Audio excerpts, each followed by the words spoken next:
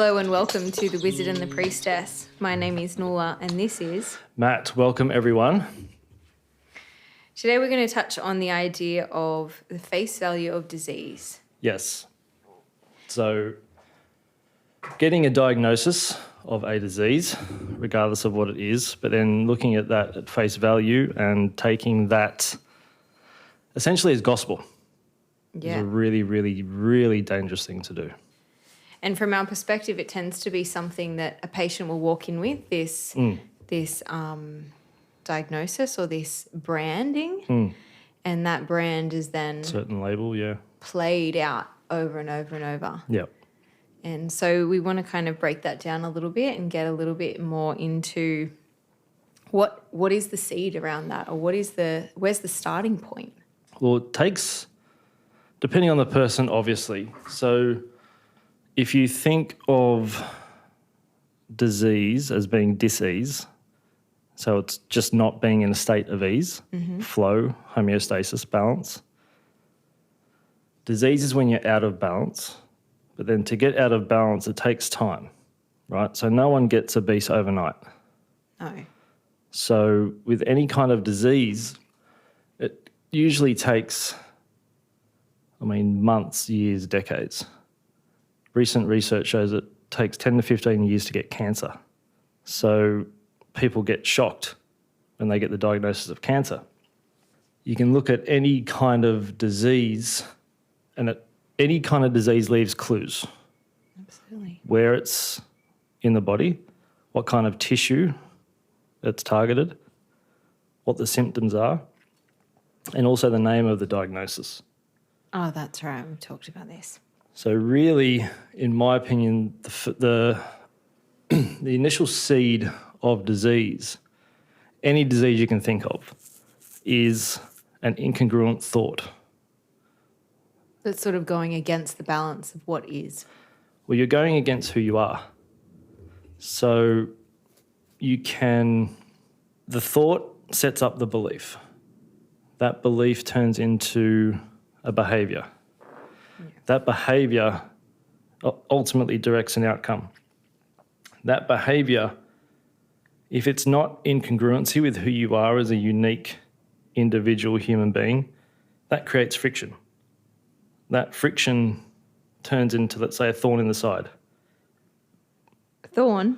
Not a metaphorical thorn. Oh, sorry. Unless you want to actually get a physical thought, put it in your side. That would be more like physical trauma, which is not what we're talking about right now. No, but it can be somewhat physical because it's going to show up physical at one point. Absolutely. Right? So we've got the friction, we've got the thorn. We've got the metaphorical thorn. Okay. Then you add, then you've got a genetic predisposition to something. I'm not big on blaming genetics for pain or disease. I think there's a 3 to 5% statistic that you can inherit that, and it's going to show up likely before your age of 12, if it does. If it is genetic. Yeah, if it's purely genetic. Then you've got diet and lifestyle, which is the biggest factors that's going to make or break that process. Like we've discussed about the pillars of health. Yeah. So I have to listen to all the episodes again. Yes. Just listen to, what are we, 2 and 3? 2, 3 and 4. Right, yep. Then you've got genetic predisposition, then you've got diet, lifestyle, then you've got mitochondrial failure. That's when the cells start to break down. Then you get to liver toxicity. When you get to liver toxicity, that's when symptoms start to show up. When I say symptoms, it can be a headache, it can be joint pain, it can be you always get sick. If there's something going around, you'll catch it. Achy joints, just things that most people would think their first thought would be to medicate straight away.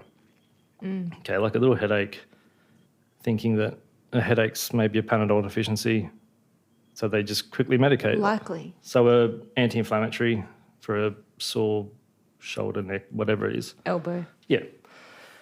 So from liver toxicity, then we go to, you get some kind of itis. Oh, that's right. So you've got inflammation. So that's when kind of real, how would you say it? Not serious symptoms, but proper symptoms show up. Like a particular organ or sensation is Bronchitis, debilitating. conjunctivitis. Anything with an itis is your body's red flag. Often immune related? Could be, yeah, absolutely. Is there an itis that's not?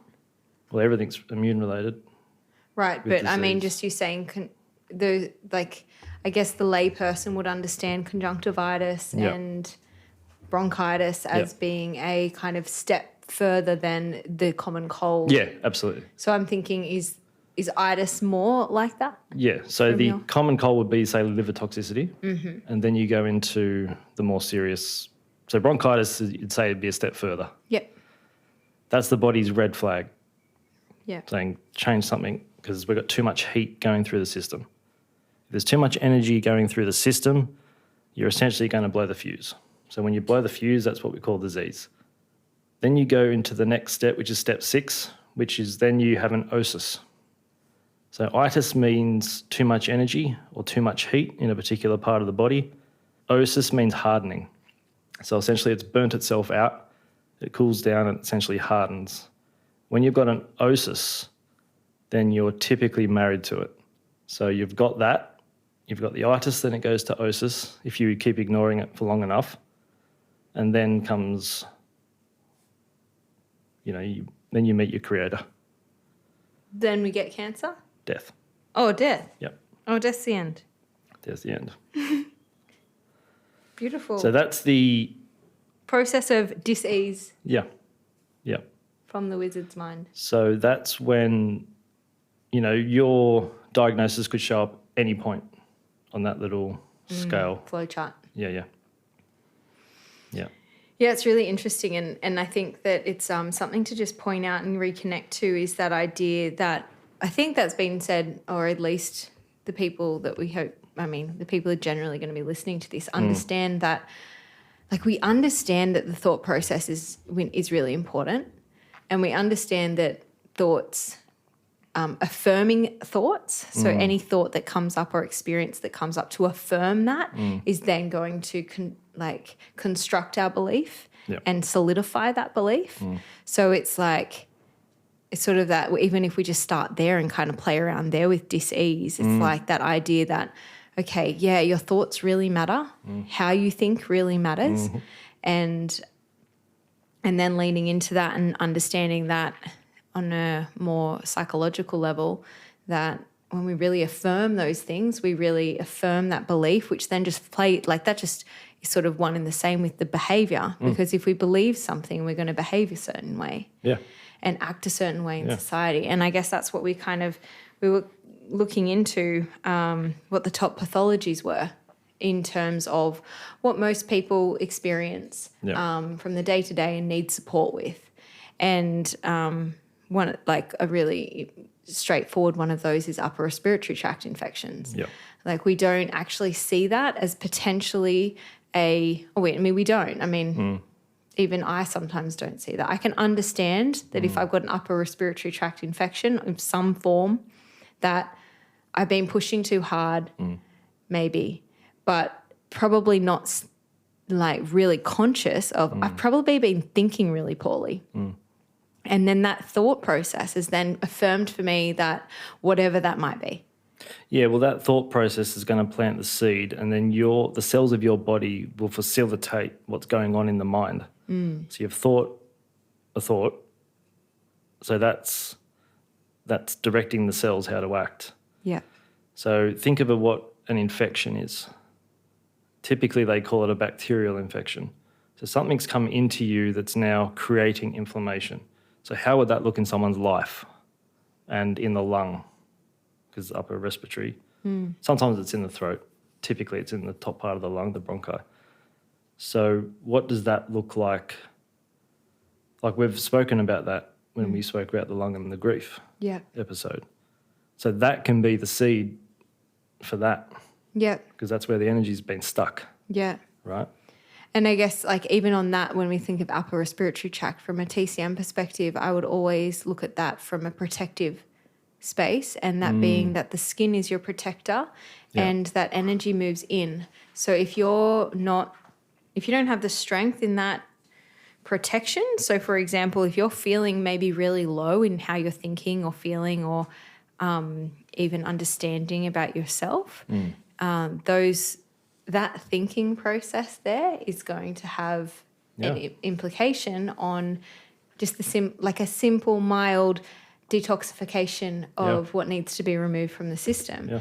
And then from that idea from the Wei Qi aspect is the Wei Qi is sort of this energy that's wrapped around our body. So if we are deficient in our thinking, then we are going to be somewhat deficient in our exterior protector, and that is going to have a flow-on effect on what we allow in and what process our body takes. It's the as above, so below, as below, so above, as within, so without. Yeah. Yeah, I guess one of those things that we want to bring that attention to and that focus on is that when we spend this time, when we go and from my perspective, these, when do we say that when we get before the itis, so when we get this liver toxicity experience, so we've already had a thought, a belief, a behaviour, a friction, creating a thorn, and that thorn is like the physical form of that. Yep. So we've physically formed something, we've caused mitochondrial failure, and then we've got the liver toxicity, which is the cold. Yeah. Yeah. So when we've got those things happening, it could also it can be something as simple as not having energy, just being really lethargic. So you go for the coffee, you go for the energy drink, you go for the sugar, and that really just adds more to the liver. But that's you could say that the intro into that realm or that experience for you, for sure. Yeah, and I guess how I would look at that is that once something has become physical, it's much harder to work with. And I would say maybe from my perspective, that thorn would maybe come a little bit later, maybe more the thorn or not even the thorn, but let's leave the thorn where it is. But when we get to that osis point, when something has physically manifested, we've really moved through the body's ability to actually break it down and clear it out. Yeah. And once we've moved into that point where we've hardened and thickened, that it's like it's much harder to move something hard and physically to get things flowing through that area. Identifiable. Yeah. And so that is one of the biggest things that you learn straight away when you start to understand chi or energy is that if it is stuck and there's no physical thing, so everything that if we go to a radiologist, they essentially are looking for physical formation that is malfunctioning. But they're also taking a photo. So they're looking at you. So if you go to go to the doctors and get your bloods taken, blood pressure or test or whatever, they're taking a snapshot into what you are like in that particular moment. Right. There's no, if you walked up a set of 20 stairs, your blood pressure is going to be up. Then they take the blood pressure. Oh, you need this, firstly. But then why is it up? Right. And I should preface this, if you can somehow edit this, as I put it at the start. This is for 85% of patients with idiopathic pain and disease. So they have no idea where it came from. They woke up, their lower back started hurting, their headaches became worse, knees, whatever it is, or they just started feeling like absolute crap. They tried some medication, didn't work, and this is where it's persisted to. But no medication is really going to help what's between the left ear and the right ear. So that's something to Ponder. sit with. And being really conscious of that, and even in the most simplest form. So before we've gotten to this deep disease, we've had a thought and we've had all this process of belief and behaviour and thorns and even before, this cell death and cell sort of, we can see that from my perspective, there is space for this detoxification process in the form of small illness. Yep. And so my perspective on that is that we should allow really, really think about that and allow your body to do that work that it is so capable of doing in order to, from my perspective, up level and grow and maintain this this transformation of the body. Yeah. Well, the thing is, the body isn't masochistic. We are. Use that word again. I mean, use another word instead of masochistic. The body isn't sadistic. Thank you. Masochistic or sadistic. What else isn't the body, Matt? The body wants to heal. Right. The body likes balance. Yeah. Oh, that's nice. Yeah, I agree. So the body is only doing its job to find balance within you. The body is doing absolutely everything it can to keep you alive. The body is wired to survive. So first it will create functional compensations to minimize compression on internal structures. It will divert energy from one part of the body to another, so that part of the body doesn't short circuit and blow up. Yeah. It's going to leach nutrients from wherever it needs to, teeth, bone, tissue, to keep, the blood pH as normal as possible. Yeah. This is all subconscious. So the body will do whatever it can to keep you in some form of homeostasis. And if you look outside, kind of with a trained eye, you look at the state a lot of people are in. I think you touched on it either the first or second episode, where seeing someone healthy isn't that common. When someone is in a state of compensation, they obviously won't know consciously they're in that state, but they'll get some niggles here and there, and then they'll get a sore knee, and then they'll take an anti-inflammatory, that'll go away, but then their shoulder starts to hurt. Then another tablet or physio or whatever they get done for that, then it's okay for a bit. And then, their headaches, now my eyes hurt, and now this hurts. Then they go through a stressful event. And then that's when the real party starts, because that's when they get the diagnosis of whatever it is. Like an actionable or active pathology that is now been labelled and branded into them. And now you are in a box. Now you are in that club, quote unquote, and you require ABC, whatever it is, sort of treatment, and you're in the system. And I just want to note that the process of being in that box and sort of being there all started at that thought, which probably started from a place. So that thought creates the weak link in the system. Totally. And then, you've got a weak link in a structure, then you go through an earthquake, well, that's going to be targeted every time. Yeah, and let's just touch on quickly that idea of how, so from my perspective in terms of genetics, I'm very much for the understanding that we have an environmental impact on those. So therefore, nothing is actually set in stone. There's always variability. And from a TCM perspective, we have essentially when we are created in the womb of our mothers, we have essentially the energy from mother and father mixed together in a cup. And then as the formation is created, imagining that each and every vertebrae is essentially created, and that creates the bladder channel. And as that bladder channel is created, every bladder interval, or every, vertebrae interval, vertebraic, I want to say, but that's not a word. You talk about the space between? No, the actual vertebrae. Yeah.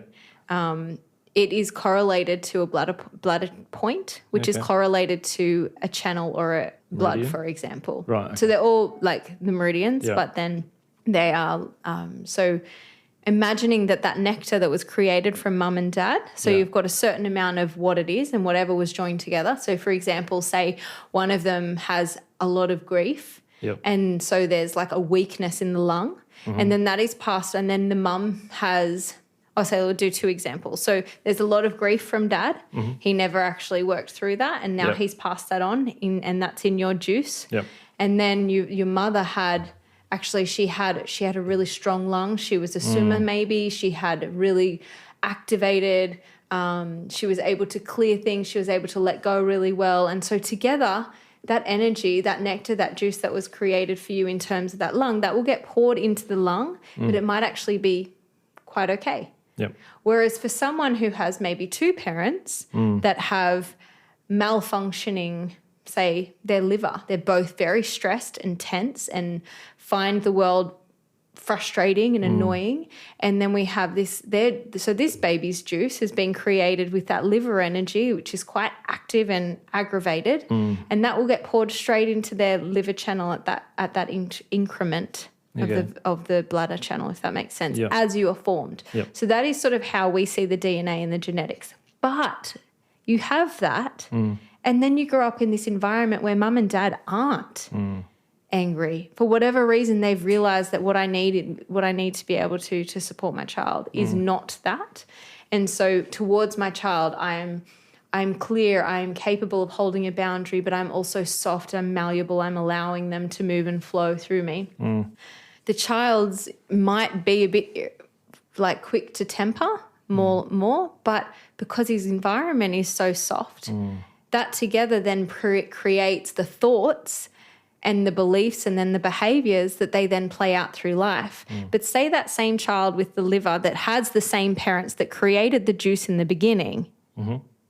So they're aggravated, irritable people, and then his environment is aggravated and irritated and trying to shut them down and stop making noise and all of the rest. Well, that sets up his wiring. Absolutely. And so then the thoughts he's going to have are angry and aggravated. The symptoms that he's going to essentially, we're going to see when it gets to the initial like toxicity system, it might look like eczema. It might look like this fire that's burning through their body and their skin is covered in these skin rashes because the protective layer around them is so fiery and he's creating that friction and those thorns. Yeah.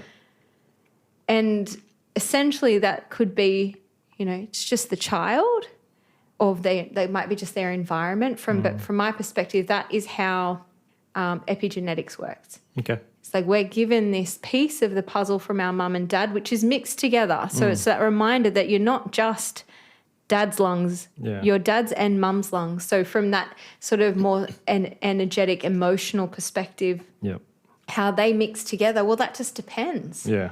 And like, it's not just, mum has the chromosomal 23A2 and dad doesn't have that. So then I may or may not get that. It's more, it's not just, it's sort of like, okay, well, they get kind of mixed in together. And so it's not just that an A goes here, because when the A of that chromosome is changed to a B, because that's the input of dad, it just completely cancels it out or adjusts it completely. But then the environment comes in and has a play on how you think about those things and how you feel about those things. Yeah. And then everything flows from that place. Yeah. Then life. And then we've got all these, which I found in Matt's book, What is Pain Telling You, was just those micro trauma accumulations. Yeah.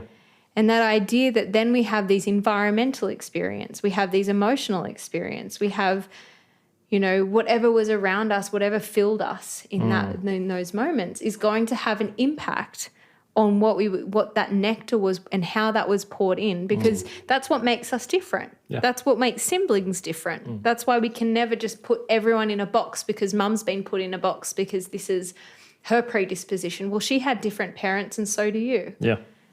So the way that nectar is created and then poured into each increment is going to have a different impact, plus the environment. Like we're so same but different.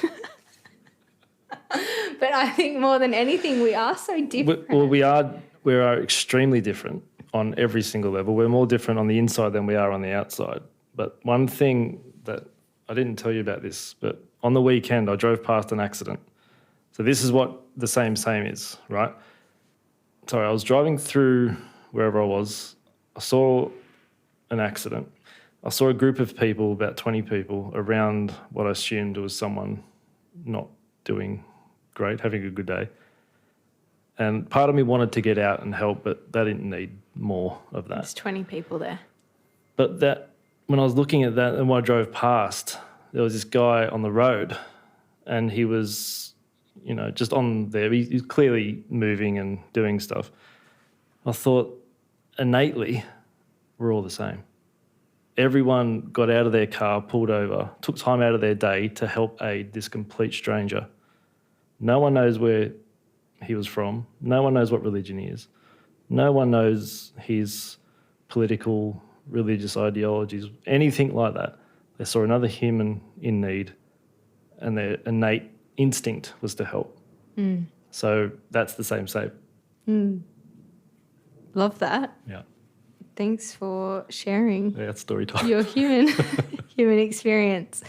But yeah, that's it, isn't it? We are that. And I think when we come back and we bring ourselves back, and like, this is taking me towards that idea of dis-ease in the collective. And so if we are being told a certain way to be, so for example, when you have an upper respiratory tract infection, instead of sitting with that and going, okay, what have I been thinking about? Because I guess that to me is like, that to me from my perspective is one of the first things that happens, is those early, it could be like a little niggle pain that comes and goes. This is way pre-symptom.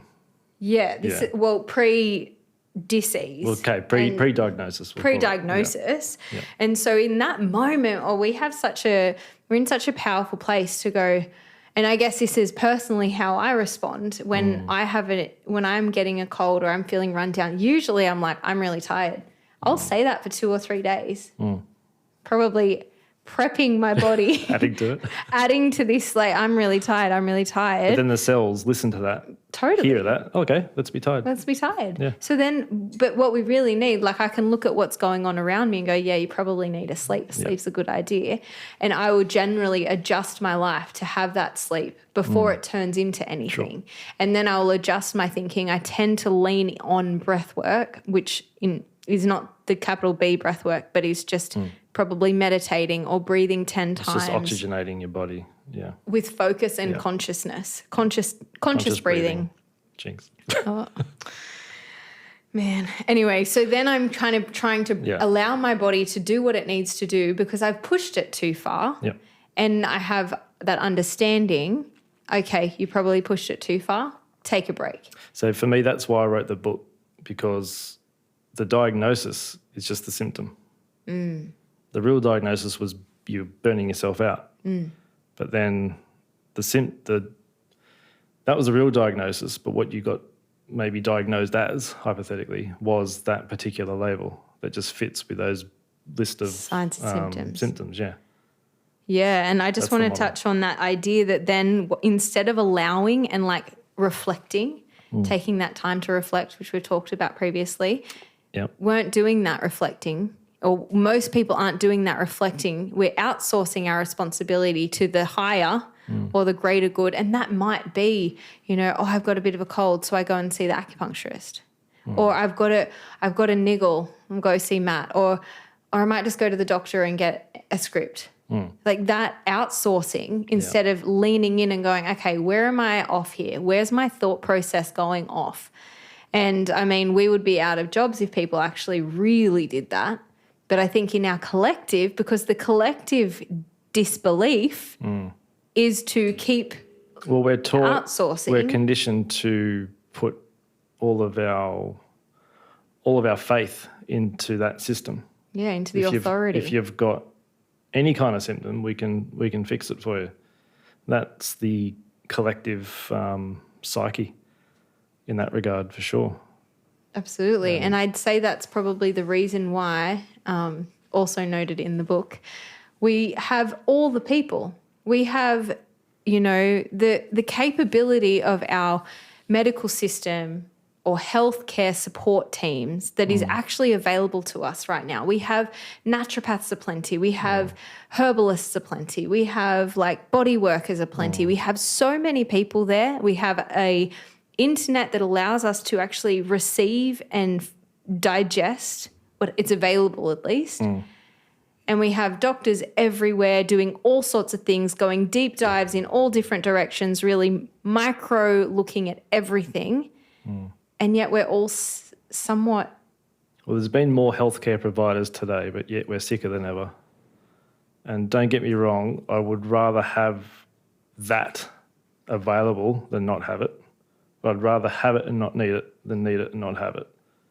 Yeah. So when you do get a certain sickness and disease, there is a certain point of no return, and that's where that model, or if your parachute doesn't open or you're in an accident, absolutely. That's where you would go. But we're talking about the 85 to 90% of the time where all these things seemingly creep up. And they've been after the micro traumas of life, poor diet, poor exercise program, stress in Poor relationships, thinking. poor thinking, behaviors that are not congruent to you as a person, doing things because you feel you have to do them. All these things weigh up. They're just little pebbles in the bucket. Eventually that bucket is going to split and the pebbles fall out. That's what disease is. Yeah. Or just solidify. The bucket just is meant to be a bucket that holds water, and it had water and pebbles and now only has pebbles, and all those pebbles have formed a rock. Maybe the pebbles turn into the bucket. It's heavy. Shit. I know you want to Think of go the possibility. out into the other. Here we go, guys. No, You're I'm ready staying to travel. physical today. Ish. But yeah, it's just that reminder that our environment, the kind of conscious psychosis that we're living and breathing and experiencing is actually having an impact. And I would say that probably is the biggest implication on what is happening. It's less about what was necessarily. I think it's just continually driving it behind the scenes. Right. And there's no medication that's going to really it's going to put that fire out. Yeah, and I guess just touching on that with medication, it is really important to understand medication as a Band-Aid. It's symptom relief. It is not actually looking at giving you that space to have that reflection. You might have a nice person or a nice clinician that you meet and they say, so what's been going on for you? Do you want to tell me what you've been imagining right now? Note, I have that as one of my questions that I tend to ask. But it is so important. Yeah. For me, I want to know what you're imagining. And sometimes that's a really hard thing to share. And then a patient will come to me and be like, oh, you know what? I am actually imagining that I will never have a baby. I can't actually get out of that mind frame. I know that I'm not meant to think like that. I know I want to think more positively, but I can't feel it viscerally. And my response to that is probably somewhere down here where you actually are living in the thorn. And what's going on with your body is demonstrating for you that you're not actually at a point that is optimal for making a baby or creating a baby. You might actually create one, but the nectar that you're then going to pass to your partner, or he's going to pass to you, and you're going to move together and pour into that baby mightn't be the most ideal nectar to No, because move someone forward. like that could be focusing on how much pain the thorn is causing, not realising they could just pull it out really at any time. But they focus on the pain and they don't focus on what to do with that or why it's there. Absolutely. What's another one, to give an example? Of like The top five. a top pathology. Yeah. Well, a top pathology like hypertension. Hypertension. wanna touch on? Okay. So that's essentially high blood pressure. Yeah. Now, pressure. Yeah. Blood is the vital sap of human existence, vital sap for the human body. And the vessels that it travels through are constricted. So think about that symbolically. How much pressure are you under? First question. I've never heard anyone, oh no, I'm actually really relaxed. I'm so fine. I They don't might actually be feel- relaxed in life, as in, job, that's all sweet. But then look at their diet. Massive amounts of sugar, chemicals galore, no sleep, stay up late, watching TV, etc., etc., etc. Work is a big one. Huge one. Pressure at work, like, oh yeah, I'm actually really good, but I run on this adrenaline thing. I run on this thing, like the pressure feels good for me. It's like serves me. Like And the 9 coffees is just a coincidence. it's just a coincidence that I've had 9 coffees, haven't slept, need to go running every morning. Actually, I think I need a Red Bull. Yeah, maybe Yeah. that would go That down will- a treat. Yeah. But then there's people that aren't necessarily doing like that clear. But they probably, I would say that most of the time their imagination is running wild in ways that they probably wouldn't want their child's imagination to be running in. Yeah, very much so. So that's that's another thorn. That's living an incongruent life. So a parent, you want your kids to look up to you as the parent, but you're doing things you know you shouldn't. That creates friction. That's another thorn. So every time you do that, not only are you creating a mask, psychologically speaking, but you're putting another thorn in your own side each time. And you add the diet and all that kind of stuff to it. But the hypertension, are you going with the flow? Are you under pressure? Are you going with the rhythms of life? And because most doctors take blood pressure on one arm, usually the left, because the heart slightly goes off to the left, very few people take blood pressure on both sides. Yeah, and as a clinician who checks pulse on both sides, it is incredibly different. More than the actual, and this is the thing, it's not necessarily about the actual beat. The beat could be quite synonymous, but it's the sensation. It's the what's this? The feeling. It's like the quality? The quality. Yeah, the quality is so different. And I mean, I am trained to feel the pulse and feel it in, 6 different ways at 6 different pulses, and to understand those and how they express what's going on. What are the 6? So you've got through what I do. So you got the right side. Yeah. You got the front is the lung, the middle is the spleen, the back is the kidney yang. Okay. On the left side, you've got the front is the heart, the middle is the liver, and the back is the kidney yin. There you go. What pulses are you feeling? I do radial pulse, carotid, posterior tibial, sometimes vertebral up here, vertebral artery pulse. Yeah, okay. And what are you identifying with those pulses? Well, depending on, usually I'd put 2 blood pressure cuffs on each hand. I want to see the difference in systolic pressure, because if there's more than a 10 to 15 difference left to right, there's a significant tension or blockage on the side that it's lowest. Yeah. And that's the side I'll start Treating. working on, if there's headaches and it's primarily really depends if it's a headache and they've got tension at the back and it moves forward, especially if there's a throb, I know there's either a something carotid involved, or carotid artery, jugular vein, or vertebral artery involvement. So they might need some adjustments. Yeah. So that all affects pressure on the brain, and the brain has to then, that takes the signal from the rest of the body where it's hypertension, right? Yeah.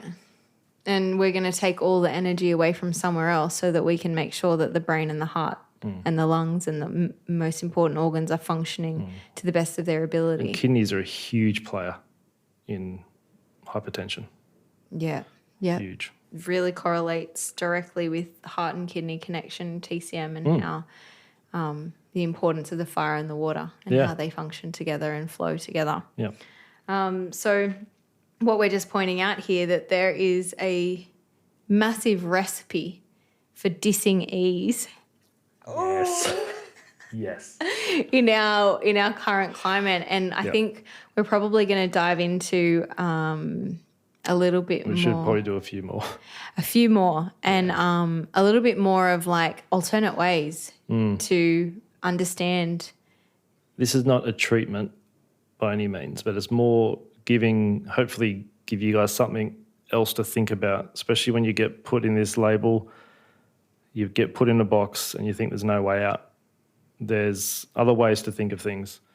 And I always look at things symbolically, because that's how the psyche communicates to us, in symbols and metaphors. It's not literal. That's the ego doing that. And it's usually the ego that likes to get us into things. But hey, we're all here for the experience. Yeah. So mix up your nectar and hope for the bloody best. Thanks for listening, everyone. Thanks, guys. Peace.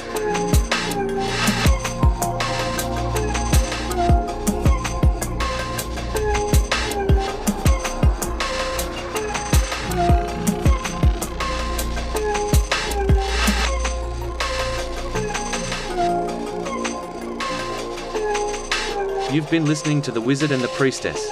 Thanks for stopping by. Stay connected, and be open.